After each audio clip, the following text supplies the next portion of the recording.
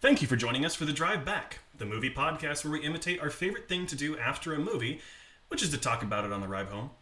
I'm Garrett, and of course I'm joined by my good friend and co-host Adrian. How's it going? And today we have a discussion episode where we'll be talking with our very special guest. So all of this and more coming up on The Drive Back.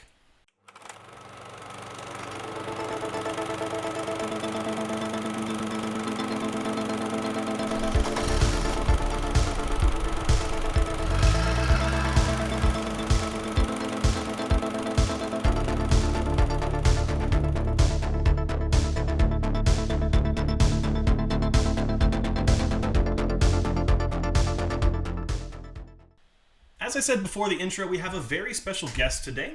He's a miniature painting YouTube personality with over 272,000 subscribers. His content includes tutorials on painting miniatures for games like Warhammer 40k, among many others, as well as tips and reviews for painters of all skill levels.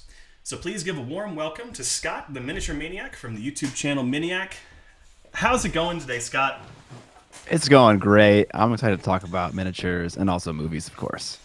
Yes, topics that are so much fun to discuss. But so, Absolutely. a lot of our audience at home might be listening to this for the movie's sake, but they maybe don't really know what it is you do. Do you want to give a quick rundown of what you do on your channel and what you do for your job, essentially? Yeah, sure. So I'm a YouTuber. I make videos about the miniature painting hobby, which is basically a hobby of painting small plastic figurines that you can paint just for fun, for the sake of the art, or to play games with. And like you said in the intro, I do videos about looking at various products, discussing various techniques, but also doing things like fun skits and everything in between. Awesome. Yeah, and that's kind of one of the things that stuck out to me when I started watching your content was, and you can tell you kind of have a love for movies because those skits are pretty narratively driven and they're very funny too, I might say. Thank you. So, like kind of getting into the hobby part of it first, what is your favorite part of the hobby? Is it the assembly process? Is it obviously you have a channel about painting, but there's also the painting and the actual playing aspect. Is there a favorite part that you have? You know, I've thought about this question a lot because it gets asked a lot, and up until this point, I've always said painting. And there are times when painting is very enjoyable, and times when painting isn't so enjoyable. And I think the same can be said about gaming for me. It can feel really good to play some games, but also really suck sometimes. Because I'm a tryhard, so whenever I lose, I get super The same salty. way. Yeah.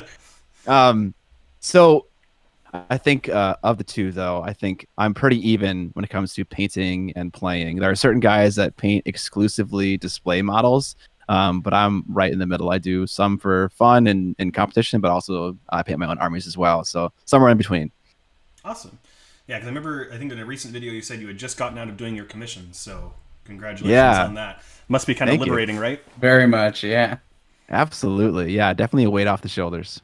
Awesome. Adrian, you got anything? Yeah. I actually wanted to point out, I watched a video of yours recently, actually, and it was the one where you painted a miniature without color. Oh, yeah. I thought that was absolutely fascinating. I mean, the thumbnail grabbed me right away as well as the title, but I actually thought it was the most interesting because you actually dove into, like, how do you emulate texture when you lose that color, right? How do you emulate all of those aspects? And it actually got me super, super interested in the topic, so I started looking up black and white movies in modern day and how that. And I actually found out that in WandaVision, when they did the black and white episodes, that the actual outfits looked completely different because they needed it to come across on screen the same way you described, which was accurate, but you had to almost make it inaccurate to make it appear accurate. I thought that was really, really interesting. Yeah, that's really cool. Yeah, black and white footage and films is a lot deeper than just like taking the saturation bar and going all the way to zero. Like, Which I had no clue about. That's what I've done forever. So I mean that definitely works, but yeah, there's a whole world of black and white. It's kind of a weird thing to say. yeah, I thought that was an absolutely excellent video, though, and it definitely opened my eyes for sure. So thank you for doing that. And do you feel like how do you apply like the film aspect or vice versa of the painting miniatures to when you watch film? Do you consciously think about the textures and the lighting and all that? Like when I'm making a video or like composing a shot or Even when you're just watching movies, do you tend to think about like the composition of a shot in terms of how things are designed in a way, like the clothing and the textures and the lighting and everything? The ensemble, I guess. Yeah, I think it depends on the kind of movie I'm watching. Sure. I think if I'm watching like a film noir, which is very meticulously like filmed and the cinematography is like on point, then you kind of tend to focus on those things. But on other movies, like say like a Marvel Avengers movie, I don't necessarily look at like the vignettes or things like that, but focus on other things like maybe the action or the acting or like Of the course, awesome yeah. VFX. Yeah, depends on the movie, I suppose.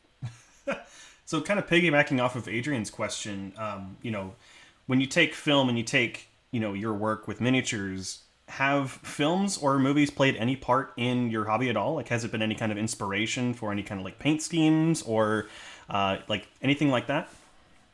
In terms of editing videos and shaping videos, I've definitely been inspired by movies. I could think specifically Edgar Wright, and because his editorial style is so fantastic. There's a video online about just transitions in Scott Pilgrim versus the World that like showed me so much about how like meticulous he is about how his transitions work. And that really inspired me and inspired the videos that I make. But to answer your question, which was, have movies ever inspired color schemes? When I think of movies like Mandy with Nick Cage, super colorful, those kinds of things really inspire palettes for miniatures.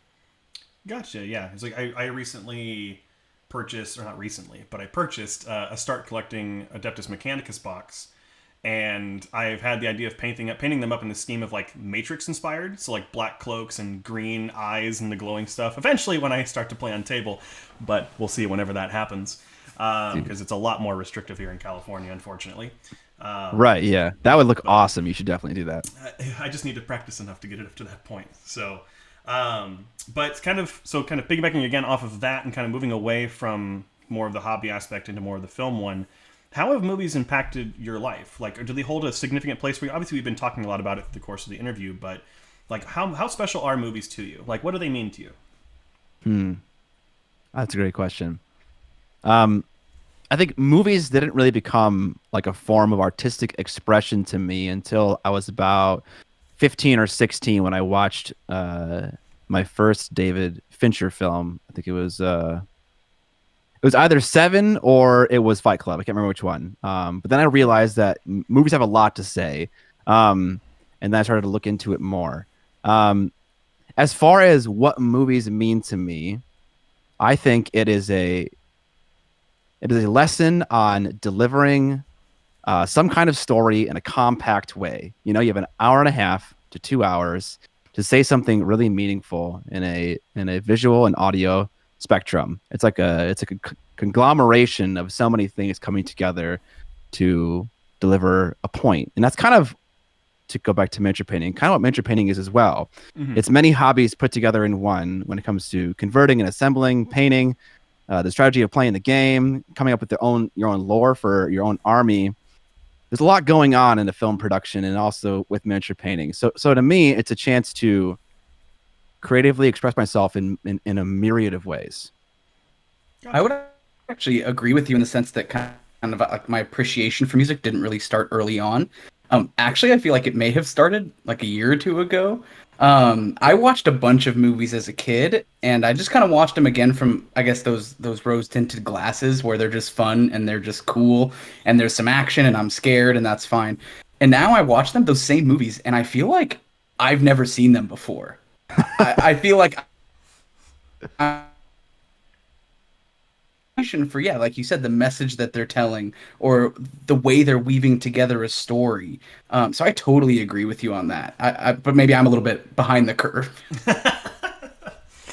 It's for me, it's also kind of like, it's very similar, you know, because I've always been about stories and making sure that, you know, the story you're telling is good. And the story doesn't obviously have to be super advanced. It doesn't have to take 24 films in the MCU to do. You can do it in an hour and a half or even like a 20-minute short film. But for me, kind of to echo the show Cheers, right? It's that place you can come to like feel comfortable, right? It's that place where you can kind of retreat to when the world around you seems kind of dark and, you know, uninviting. And it's a place for you to sit down and, you know, enjoy 2 hours, whether it's like a nostalgia-filled thrill ride like Ready Player One, or something a little bit more like, you know, the Marvel Cinematic Universe. So, but Adrian, you got anything else? I mean, talking about telling short stories just kind of quickly, and you said short films. When I was younger, I always thought the coolest job ever would be to be a person that makes trailers for films. Because I do believe there's a way to tell that story in such a short time. I do think nowadays maybe most people tend to tell the whole story in trailers, which I'm not a huge fan of. But I do think there's an art to that kind of short form storytelling, which I mean, I think that can also be done right with with miniatures and the armies that you create. Just by the way that they look, they have that story to them when they're on the table or when they're on display. I mean, you should be able to tell whether they're I don't know all the terms, but like whether they're a very elite army with gold plating and they're very prestigious, or whether they're kind of a down in the dirt kind of army. And I think that storytelling can come across instantly, or it can come across like you said in a 24 movie arc, like the MCU. But I think it definitely varies, and I think it all takes a ton of talent, which I don't necessarily possess, but I love it. Yeah, that's a great point that you just made. A lot of dioramas tell a lot of stories. I could think of one in particular that's pretty poignant. A guy released a multi-part diorama, one after the other, and the first piece he released was some sloppy, overwet dude sitting in a chair, and this story you had on this guy immediately that was that he did not take care of himself. He's not a, he's just not like a great person. And then the piece he released after that was the precursor to this scene, which was the guy discovering that his wife was cheating on him. And Oh wow. immediately the narrative changes. Immediately. And it was almost like a lesson in human nature of judgment. But Yeah. also while telling a story as well, because immediately you judge this guy for being a slob, and then you see what happened, and it's like, holy cow, I totally can understand and empathize where it's coming Mhm. from. So definitely, yeah. Yeah, and I also think there's the part too where when you are painting miniatures, right? Regardless of what you're doing, if there's a scratch on the shoulder blade or there's like a cut in the armor or a rip or a tear in the clothing, I think just like what people do when they do costume design in films is in your head there is an exact reason for that. Like while you're designing that or while you're crafting it, you have that story built, and I just think that brings the characters to life in such a fantastic way in miniatures and in film. Yeah, absolutely. Every part of the production has to lean toward what the overall story is and the overall universe is and the visual feel. Gotcha, and that definitely translates onto the tabletop. At least, I haven't personally played any Warhammer or similar wargaming kind of activities. I only recently got into it, and a lot of like the battle reports you see on YouTube and some of the bigger channels do a really good job of weaving that narrative into their games. And that's something that's immediately roped me in as someone who's been writing custom D&D content for almost 5 years now, and someone who's actually making their first book off of it. Like that's fascinating. That's the kind of part that sticks out the most. Is that kind of something that you try to do in your games as well? Like when you're playing or even painting, like just kind of weaving in, like, okay, this guy is, he like Adrian was saying, he's got that scratch in his armor. Like maybe he got that from a fight with a Tyranid or something like that. Like, is that in the forefront of your mind, or is that kind of in the background? That's definitely in the forefront. So whenever I have an army, I kind of come up with a very basic or more than basic lore for them. And then that lore oftentimes inspires a lot of how I model and how I paint the army. So a quick example is I have an army of Dark Eldar, which for people who aren't familiar with that, it's kind of like space evil elves. And they're super I into love it. being, yeah, they're like pirates. They're super into all kinds of macabre stuff. And anyways, the idea I had for them was that they stole a sun from a neighboring universe to harness it for power, and in their hubris was not able to control that sun, which is very dark eldery, and it kind of eradicated their space in the webway, which is kind of like a planet. And so everything on the planet is barren and dead, and everyone in the army wears helmets because if they expose skin, they have cancer instantaneously. Everyone has like bleached hair and like bright armor to blend in with the surroundings. So when you have just a very simple idea, you can just kind of always go back to that idea, and that inspires the paint scheme. That's awesome. Yeah, and that's so fitting for the Dark Eldar after creating Slanesh to do that.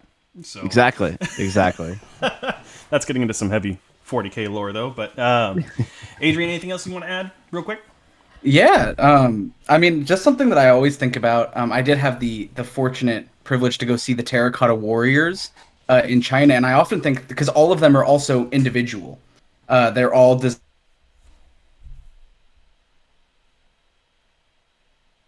Do you think that like creating that individuality of each miniature or each character in the army or in the whole scape of the battle.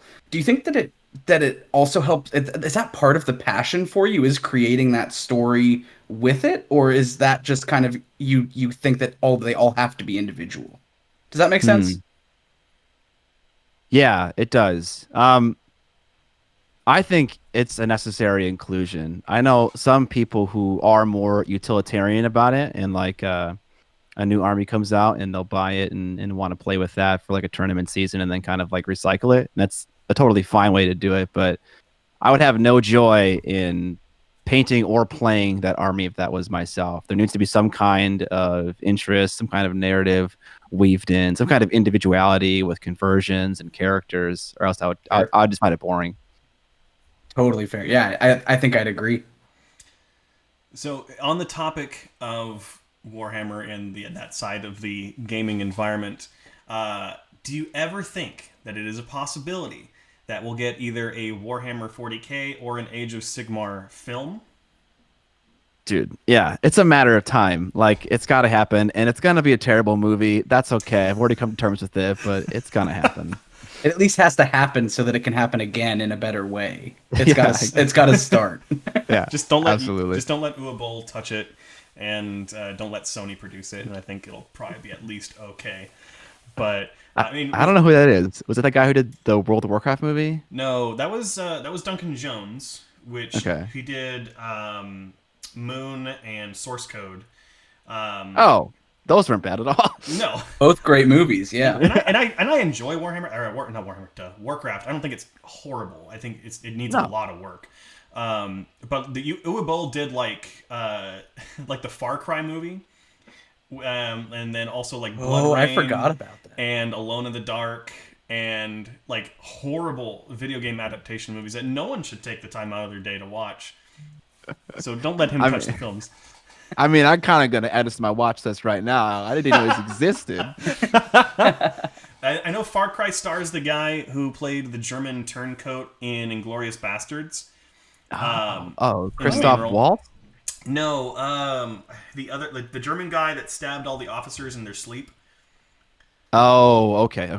Yeah, I think I don't remember the character's name, unfortunately, off the top of my head. But yeah, I agree. I think it is a matter of time, and especially seeing people like Henry Cavill who are deep into 40K.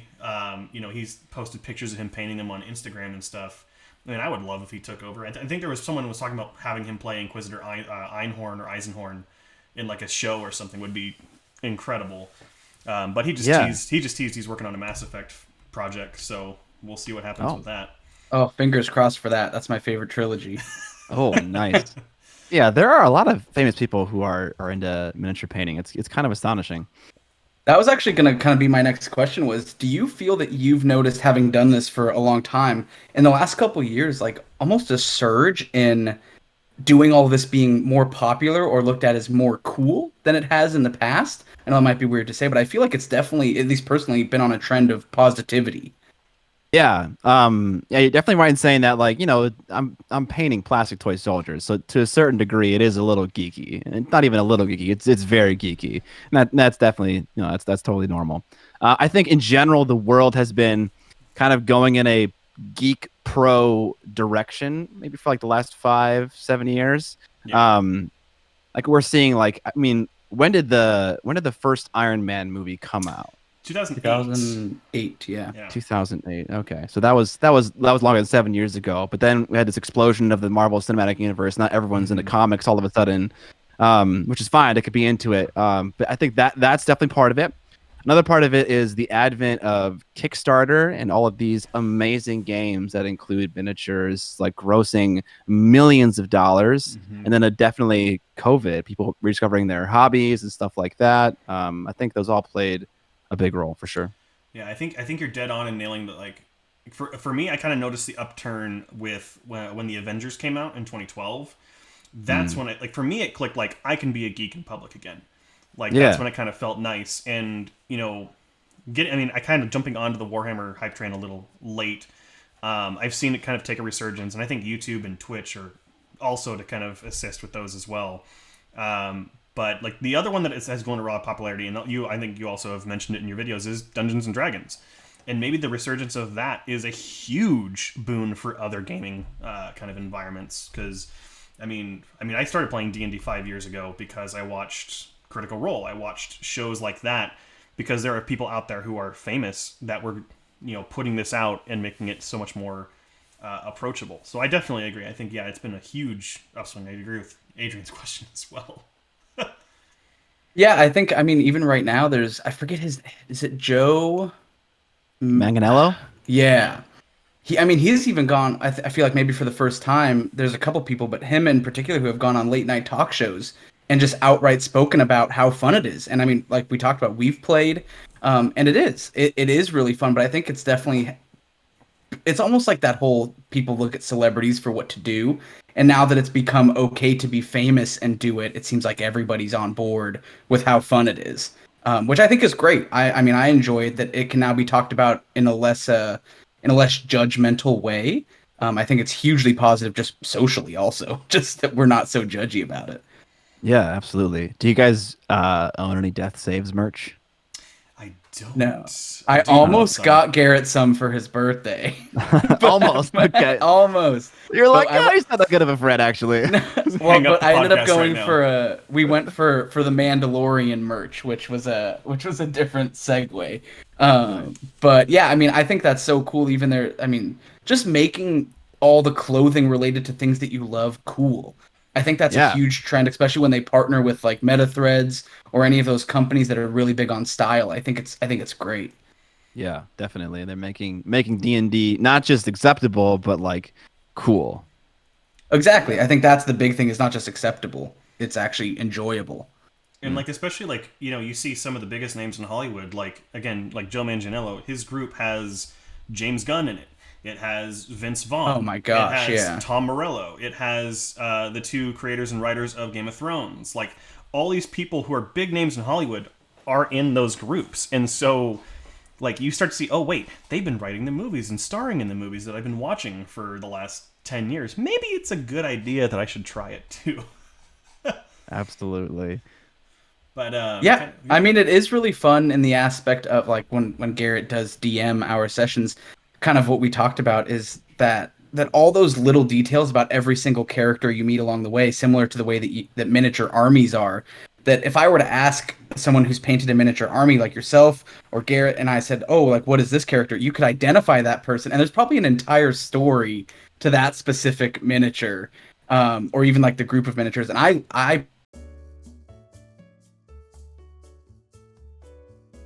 something that I really did want to ask, this will be unfortunate for our people that are listening specifically, but we are on YouTube if you do want to check us out. But I see a very elaborate piece of art in the background. The drawing or painting or print. Is that you? No. God, no. I assumed, I thought maybe it was painted. Yeah, it's the Instagram handle is, I think it's Rich Gore or Art by Richard Gore. He does amazing stuff. I follow a ton of illustrators on Instagram, and I love to employ them all to do t-shirt designs and sticker designs for me. And so I think he was one of the first ones that did a design for me, and it was the skeleton holding the banner that said "Paint More Minis." And when he sent me the art, he also sent that amazing poster, which has been on my set ever since. Wow. I guess that also kind of leads me to a question: is what form of medium of storytelling do you think you enjoy more? And I don't want to make you choose like on the spot, but do you think that you like the miniature aspect of it, or do you kind of enjoy maybe the ease of just sitting down and watching a film? You also don't have to answer. No, it's fine. I like difficult questions. Are you asking which hobby I enjoy more, essentially? I guess, and I'm assuming it's minis because you obviously have a channel about it. But I guess, what about it do you think really like sparks that interest? Yeah, I think they're different in an important way. I think the hobby of miniature painting is an active hobby. You're doing something, and in a movie, it's happening to you. And I think both things are necessary. Like I love just sitting on a couch and chilling and letting a movie just happen to me. And I also love like zoning out to the world, putting my phone away and just painting miniatures. I think both are good for different reasons. Yeah, Which is perfect answer. The cop out answer. There it is. No, I think it's a perfect answer. And it's kind of like the duality, right? You're like, one of them, you're actually creating something that has a story behind it, but then on the other, you're experiencing the story that someone else made in a similar way. 100%, yeah. Yeah. So yeah. that's awesome. But kind of staying on the topic of, watching movies and that hobby, the most difficult question that any film watcher or film lover can always be asked is, what are some of your favorite films? What are the ones that you can always come back to again and again? Like, you don't have to get like a one. You can get like a top 5. Yeah, or no. whatever. No, I am prepared to answer this question. Nice. I have a little bit of it's a little bit of a meme. Whenever someone new is introduced to my friend group, the first question I always ask them is, what is 2 movies in your top 5 in no particular order right now? I try to phrase it in that way to relieve the pressure, but they always turn it back on me. So it's a question I ask. I answer a lot. I felt a ton of pressure when you just asked that right now. Okay. So maybe I didn't do a good job then. Just kidding. I love me some Guy Ritchie. I love British gangster movies. I think Lock, Stock, and Two Smoking Barrels is one of my favorite ones that he's done. I love horror a lot, and I think the most recent movie by Ari Aster, which is Midsummer, was amazing for so many reasons. And honestly, I watched Possessor recently, and that movie, I could not find anything wrong with it from my perspective. I need to watch it again. There's an uncut version that I want to watch, but I loved it. But yeah, those 2 in particular have been on the top 5 for a while. I do want to dive into Midsummer because what I found absolutely fascinating about that movie, which was its intent, is one, it kind of pushes your boundaries of comfortability. I saw it in theaters with my girlfriend at the time, and at the end, some people were laughing. I'm not going to spoil the scene that probably a lot of people know about if you've seen it, but some people were laughing in the theater. Some people were visibly uncomfortable, and I think that that's what the movie was designed to do, which was to just push you to the absolute most uncomfortable you could be in that public setting. But then also, I think that it did a great job of making it so that a scary movie doesn't have to be dark and take place in the dark. I think it really did a great job of showing, here it is in the full light of day, and it's horrifying. Yeah, absolutely. I'm not sure how much we want to talk about Midsummer, but the reason I loved it so much is because it was a slow burn movie that was paced expertly. It didn't feel at all like it was slow. And here's a hot take. I think anyone who's laughing at a horror movie in theaters is doing so as a way to mask the fear that's deep down. Okay, yes. That's what I'm saying. That uncomfortability. People were laughing because it pushed them so far. Right. Yeah. I completely agree. Oh man, that I love that movie. I think actually we were talking. We had a episode. I think we did our top 10 favorite scores, and I think I mentioned it as one of my 10. That score is just incredibly weird, and I use it for writing inspiration all the time.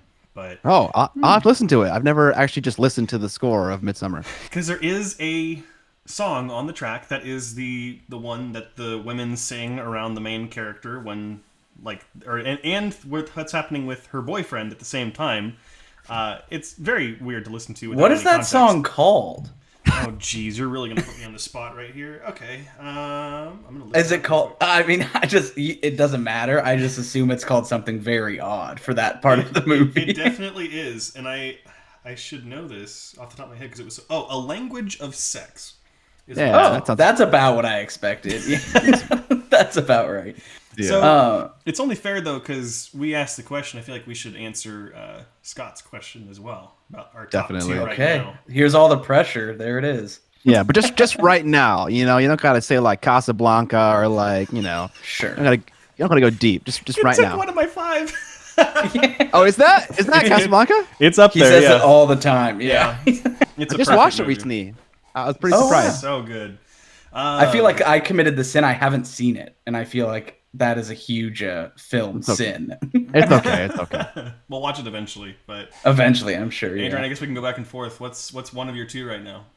One of my 2 right now, and it has been for a while, is probably Interstellar. I just think that's a fantastic film. I saw it at the midnight premiere, and I've seen it many times since. I own the 4K. And one of my favorite things that I got with it is in that collection that I got an actual film from the IMAX reel, like a frame of the film. You What? can't see anything in the frame. It's like pretty much a black screen because it's a movie about space. Right. But I love that I have that. You're like, That's super cool. You see that one speck? That's Matthew McConaughey. Yeah. In the 8th dimension or whatever. You can't even see him. What am I to right now? I mean, we just watched it recently for the podcast. By the time this comes out, the episode will be out already. But Aliens is just by far one of the best action movies of all time. The second one, yeah. Okay. The James Cameron one, just like so good. I mean, it inspired pretty much every video game I've ever played. To the fact that, you know, the line, like some of the lines from it are in like Modern Warfare, Call of Duty 4, and like just all throughout history. Just don't play Colonial Marines is probably the only advice I have. But Adrian? Yeah, my second actually kind of follows straight through, but also an Ari Aster film, and mine is Hereditary. I'm also a big horror fan, and there's still some scenes in that movie. I love showing it to people. It's definitely hit or miss. I feel like if you don't necessarily enjoy that kind of movie, people are like, I don't get it. But if you enjoy that type of film, which I do, and a lot of people do, it's a scarring film to me. I get very weirded out by it. I love it. And I love to get scared, and I think it does a great job of doing that in a different way. So 100% my favorite horror film, at least right now, and probably since it came out. Gotcha. And for my last one for now, because I rewatched it recently, is Blazing Saddles. Oh, nice. The classic. I mean, it's probably a bad thing that I grew up with that movie. But It turned out okay, it seems. yeah, it's, you know, yeah. But it's just, honestly, it's just a perfect comedy movie, and unfortunately, it can't be made today, as we talked about in our episode where we reviewed it. No way. Like, it's just so good. It's so funny. It's so clever. And just the fact that they're having their town shuffle at the end and then it breaks onto the movie set is still just ingenious to me. The original breaking the fourth wall in the most spectacular way. By physically breaking physically breaking it. But, I guess segueing that into, do you have any movies 2021 that you're looking forward to the most out of everything that's coming out? I know we're still at like home and things are all weird, but if they come out in 2021, what are you looking forward to? The Green Knight, which is just everything I love in one movie. Yeah. And also Saint Maud. Oh, I don't think I've heard of that one. I think that's available now, isn't it? I think it is. It wasn't. What is that about? It is it's a horror movie. It's an A24 produced film, and it has a lot of religious undertones and stuff like that, which I'm very into when it comes to the plots for horror movies. It is out, but I have an agreement with my friends that I can't watch horror movies because we always get together and we watch like 5 in one day, and so I gotta save them for our horror movie marathons. That sounds like the best party I've never been to. It's a lot of fun. Sounds wonderful. It's a lot of fun. That's awesome. I mean, anything else, Adrian, you got? No, I mean, I'm just super happy to talk to you. I think I was super excited, and it's everything that I hoped it would be. I've learned so much about something that I have no experience in, which is miniature painting. I feel like I learned a ton. And I just love talking about movies, and obviously you're very well versed in it. So it was really, really nice talking to you about it. Oh, thank you. You're so nice. I don't know why I did to deserve it, but thank you. You came on the podcast. Is what happened. Okay. You responded to the email. We're good. But I mean, before we kind of close it out, do you have anything for us? Maybe any questions that you have? Oh, I don't know. Like to turn around like a job interview, right? Yeah, absolutely. Recently, for the longest time, I've been really bad at remembering names, directors' names, actors' names, but I've been getting a lot better at it. And what it's allowed me to do is go on like a binge of like, say, Viggo Mortensen, or like watch like all of like Cronenberg's films, something like that. So I was curious, have you guys recently, in the last year or so, have you intentionally watched a string of movies that was related by a single person, whether it was in production or if it was an actor, etc.? I can answer this extremely recently. I recently just watched the entire MCU series. There it is. Okay, again, cool. But I watched it in timeline order instead of when they were released. Mm-hmm. So I watched them like chronologically, which I think is a better way to watch it. Yeah. I mean, what is that? Like 26, 27 movies? 23. 23, which is still a lot. Not to say that was not a lot. It was... Is it time for the shameless plug of the thing over your shoulder, Adrian? Oh, I wasn't going to bring it up, but you can't. This is the collector's edition of it right here. Yeah, nice. I recently just watched through all of them, and it's definitely a cinematic marvel, no pun intended, that they were able to achieve that. It's really incredible to watch it come together. Yeah, that's awesome. To answer the question, outside of the podcast, I don't typically go on like binges of like one person, or like franchises are different, I would say. Like if I'm going to watch Lord of the Rings, I'm going to watch all three, right? Sure. But like for the podcast recently, like we did all 6 Alien films, and before we've covered the Indiana Jones franchise and the Pirates of the Caribbean ones, and those are so much fun to do because you get to see the whole story back to back, and I really should do it more often. But my movie watching habits outside the podcast are more like, what am I in the mood for? And I'll just browse through like HBO Max or Hulu or something and just click on something random, and it's good to go. I should do that. I will say something recently did happen where I did that unintentionally. I watched every film a director has done, and I didn't know it. Garrett, it's the person that did the movie Love. I'm really bad with names too. The person that did the movie Love also did like 2 other movies. But so I love this guy's films, and I just had no idea. But literally all 3 that he's done so far, I gave raving reviews, and then I found out they were all by the same person. So vice versa, I found out after the fact. Yeah, the director of Underwater. Yeah, with Kristen Stewart. Yeah. But yeah. Terrible with names also. I'm a font of useless information, so I just know these things usually off the top of my head. Anything else that you have for us? That's it. Awesome. Well, thank you for coming on the podcast, Scott. We're so excited to have you on. It's not very often when we get guests on here, so thank you for coming on and sharing your wisdom and your views with us. Where can our listeners and viewers find you online? Yeah, you can go to youtube.com/Miniac, which is Miniac. You can go to twitch.tv/Miniac for live streams. And also I do a podcast about the art of miniature painting called Trapped Under Plastic. Perfect name for a channel, by the way. And I also do want to mention that if you're thinking about getting into miniature painting, there's a great starter selection of videos on learning how to do it if you're starting for the first time on the channel. And it's a great place to go check it out. Oh, thank you. Yeah, that's like ancient history right there. I saw it, though. He did his research. Nice.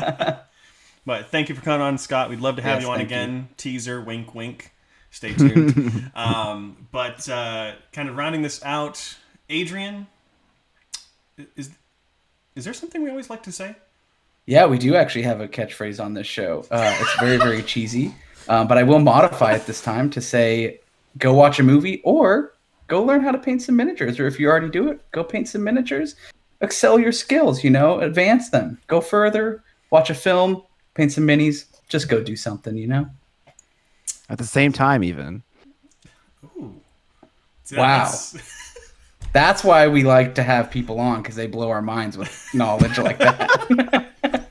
Revolutionary. Yeah. All right, but thank you so much for listening and or watching. Remember, we have new episodes coming out every Monday here on YouTube or on Spotify and any other podcast apps of your choice. And we'll catch you next time on The Drive Back. Thank you for listening to this episode of The Drive Back. Make sure to be on the lookout for new episodes every Monday, and make sure to follow us on social media.